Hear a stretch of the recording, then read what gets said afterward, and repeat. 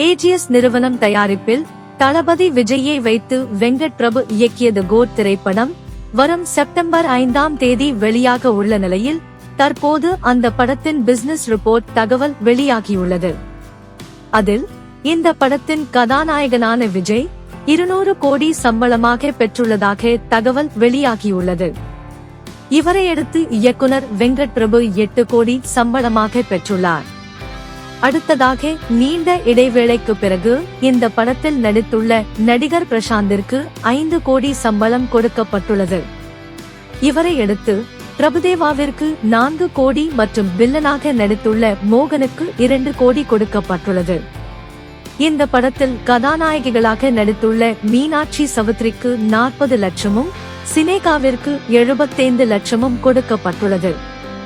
இவர்களை அடுத்து படத்தின் இசையமைப்பாளரான யுவன் சங்கர் ராஜாவிற்கு 2 கோடியும் இதர நட்சத்திரங்கள் மற்றும் தொழில்நுட்ப கலைஞர்களின் சம்பளமாக கொடுத்துள்ள 12 கோடியை சேர்த்து 234 கோடி ரூபாய் சம்பளமாக மட்டுமே கொடுக்கப்பட்டுள்ளது.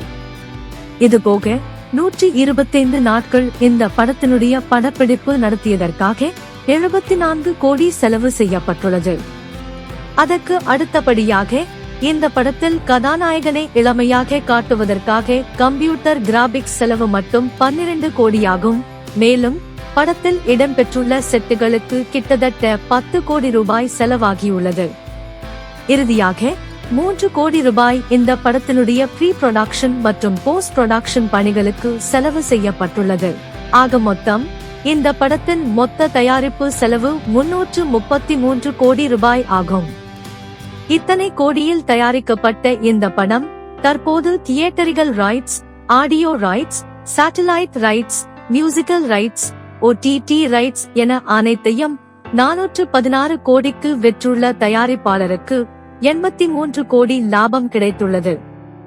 ஏற்கனவே ஏஜிஎஸ் நிறுவனம் தயாரிப்பில் வெளிவந்த பிகில் படத்தில் ஏற்பட்ட நஷ்டத்தை ஈடு செய்வதற்காக நடிகர் விஜய் தற்போது இந்த நிறுவனத்திற்கு கால் ஷீட் கொடுத்து நடித்துள்ளார்.